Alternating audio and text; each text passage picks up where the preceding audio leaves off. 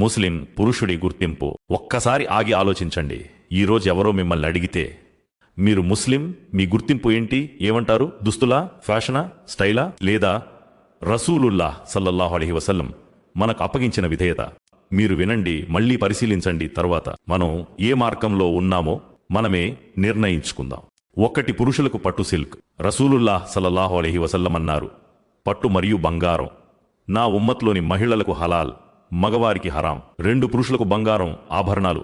నబీ సల్లల్లాహు అలైహి వసల్లం అన్నారు, పురుషులపై బంగారం మరియు పట్టు నిషేధించబడ్డాయి.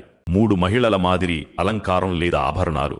నబీ సల్లల్లాహు అలైహి వసల్లం అన్నారు, మహిళలను అనుకరించే పురుషులపై మరియు పురుషులను అనుకరించే మహిళలపై అల్లాహ్ శపించాడు. 4. శరీర ఆకారం స్పష్టంగా కనిపించే దుస్తులు. నబీ సల్లల్లాహు అలైహి వసల్లం అన్నారు, కొంతమంది దుస్తులు వేసుకున్న నగ్నుల్లా ఉంటారు. 5. తొడ, రాన్ లేదా మోకాళ్లు కనిపించడం. రసూలుల్లాహ్ సల్లల్లాహు అలైహి వసల్లం అన్నారు, మీ తొడను బహిర్గతం చేయవద్దు, ఎందుకంటే తొడ ఒక కవచం. 6. మోకాళ్లకు పైగా దుస్తులు. హజ్రత్ అలీ రజియల్లాహు అన్హు అన్నారు, నబీ సల్లల్లాహు అలైహి వసల్లం నన్ను నాభి కింద మరియు మోకాళ్ల పైభాగాన్ని చూడకుండా నిషేధించారు. 7. అసభ్యత లేదా అశ్లీలతున్న దుస్తులు. అల్లాహ్ అంటున్నాడు, నిశ్చయంగా అల్లాహ్ అసభ్యతను ఇష్టపడడు. 8. పూర్తిగా ఎరుపు దుస్తులు. హజ్రత్ అబ్దుల్లా బిన్ అమ్ర్ రజియల్లాహు అన్హు చెబుతారు, నబీ సల్లల్లాహు అలైహి వసల్లం నన్ను పూర్తిగా ఎరుపు దుస్తుల్లో చూసి, ఇది అవిశ్వాసుల దుస్తులు, ఇవి ధరించవద్దు అన్నారు. 9. మడమల కింద దుస్తులు ఇస్బాల్.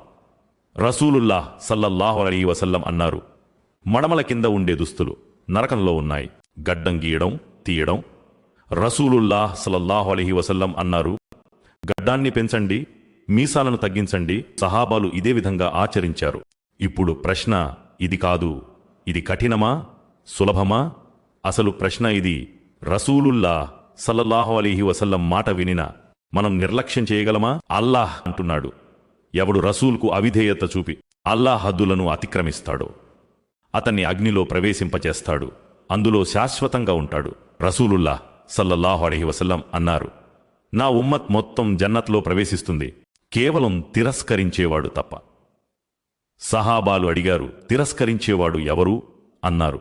ఎవడు నా విధేయత పాటిస్తాడో అతడు జన్నత్లో ప్రవేశిస్తాడు, ఎవడు అవిధేయత చూపుతాడో అతడే తిరస్కరించేవాడు.